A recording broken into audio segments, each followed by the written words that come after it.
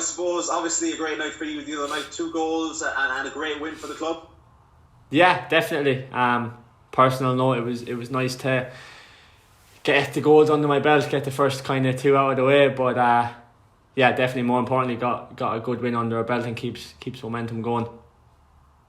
How are you finding life at Turner's Cross, Barry? You seemed to enjoy it the other night. Obviously you got the 2 goals and there was a great video doing the rounds of you on social media taken from one of the fans in the shed, running into the middle of the fans, all hugs and all smiles and great passion for a fella who's new at the club. You seemed really into it. Yeah, no, it definitely was. It was a bittersweet moment, to be fair. Good quality video goes a long way with it, but really enjoyed it. Really enjoying life here so far. Obviously knowing Colin was a nice kind of comfort one to come into. It's not like I was coming into somewhere unknown. I had a feel for the place already by chatting to him. And to be fair, the lads and have made it home for me already. And I suppose it's just, the fans were decent the other night. It was a bit of an adrenaline rush, but it's great to see putting smile back on people's faces and progressing this club on. And you've come into the club at a decent point in the season. I mean, the early part of the season wasn't great, and now things seem to be turning around, and fingers crossed that continues. Recent results have been very good, back-to-back wins, unbeaten in 6 games. So you have a bit of momentum now going into Friday's game, Barry. Yeah, definitely. I suppose momentum always helps, but every game is a difficult challenge and a new challenge. So you kind of forget about the past the minute it's done with. You kind of enjoy the moment, park it, and then look forward to the following week and try and get 3 points again and keep the momentum going. But it's just one game at a time, and I suppose it's a nice time to be kind of have momentum coming into the business end of the season. Absolutely, and you're on loan from Celtic, Barry. So what was you before coming to the club? What was your kind of current knowledge of the League of Ireland First Division? Did you know much about the players and so on? Nah, look, I always knew Cork City were a massive club from years gone by. Players that have played here, players here and now. As I said, Colin being the manager. And it's always nice playing at home, you know what I mean? It's where I played ball as a kid, and it's kind of, I suppose, no matter where you are in the world, you'll always feel most comfortable when you are at home. So yeah, I suppose it's I know exactly how intense, how kind of much pressure it is playing for big clubs and that, but I really enjoyed it. It's something to treasure. It's something I do thoroughly enjoy, and hopefully it keeps going in the upward direction. Was Colin the deciding factor to bring you to the club, or was it the fact that you know him, or was it a combination of Colin and Cork City having such a reputation as one of the biggest clubs in the country? Yeah, definitely. That was definitely it. Colin did help, of course, knowing him, knowing the gaffer, being able to talk to him and on a not just a first term basis was obviously a comfort thing, but knowing how big Cork is and previous success and knowing what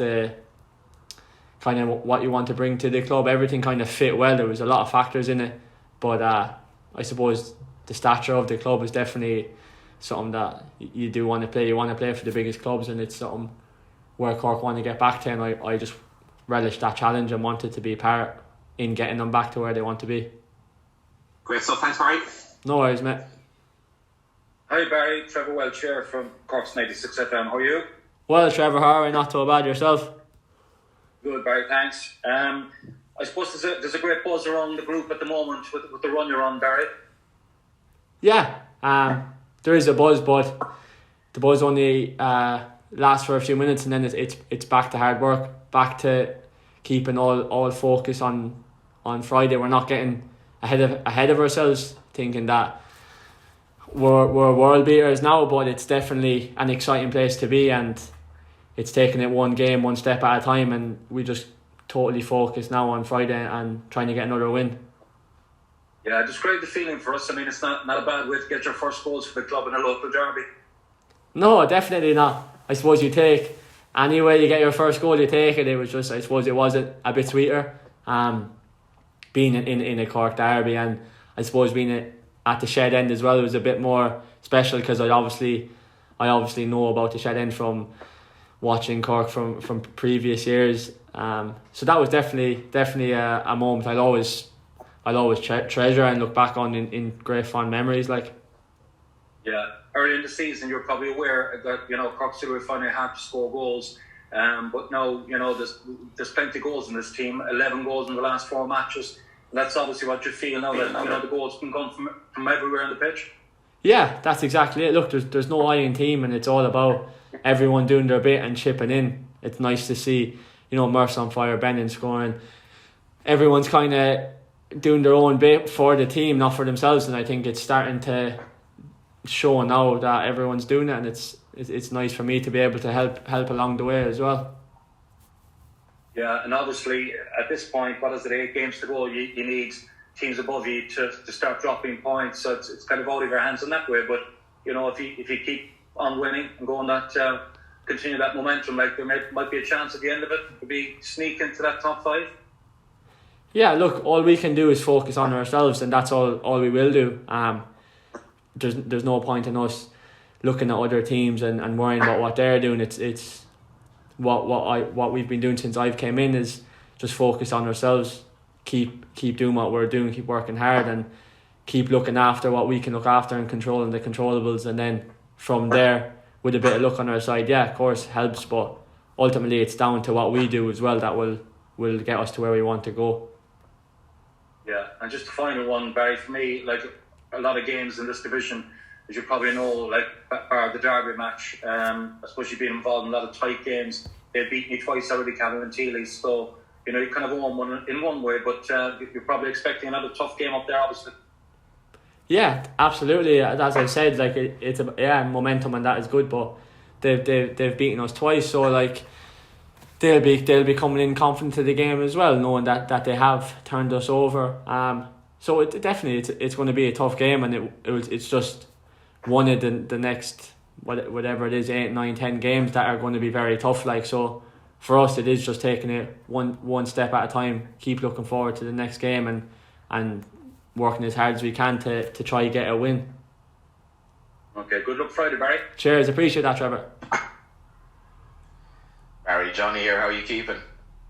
Yeah, good, Johnny, thank you. Yourself? Not so bad. On the latest in the line of Tipperary lads trying your hand at football. Lee Grace is doing the county proud enough and in the Fair Division. Yeah, that's true. Could you tell us just about your career so far? Obviously Celtic, and you were on loan at Cliftonville last season. Yeah. As I've been at Celtic for a few years now, and my first kind of professional loan was up north the end second half of the season last year at Cliftonville. Look, every experience you grow and you learn from it, makes you a better player. So just really enjoying it and really enjoying my football now at the moment. And yeah, taking it every day at a time.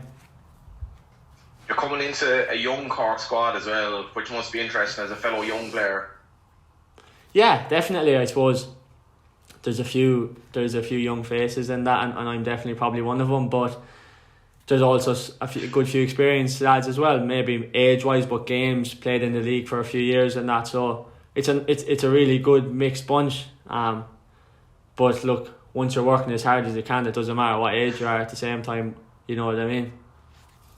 What's it like playing for Colin Healy? I suppose those of us who are a bit older remember him well and remember him playing for Ireland and all that, but like there was always an expectation that he'd make into a manager as well. Yeah, no, since I've came in, he's been brilliant with me.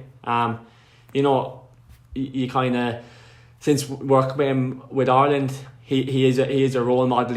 He's done what most players want to do in their career. He's had an excellent career himself. So there's just there's never enough knowledge you can learn of somebody of his experience and stature. So it's amazing for me to be able to work under someone, and I suppose it's nice that he has been at Celtic as well. So I can learn even more off him in that sense. But no, I've really enjoyed my time with him, and hopefully it just keeps going and keeps getting better and better. But no, it's been excellent so far, and he's been excellent with me personally. And from your time with Celtic, what's the understanding or knowledge of football here? And you look at how Jamie McGrath has done in the SPL, and Darrell Horgan went over there, I suppose, as well. Yeah, like as Jamie last year had an unbelievable season. Football's football, you know what I mean? You can make it as complicated as you want or as easy as you want. It's once you're giving it your all and you're working 100%, you'll get your breaks. You know what I mean?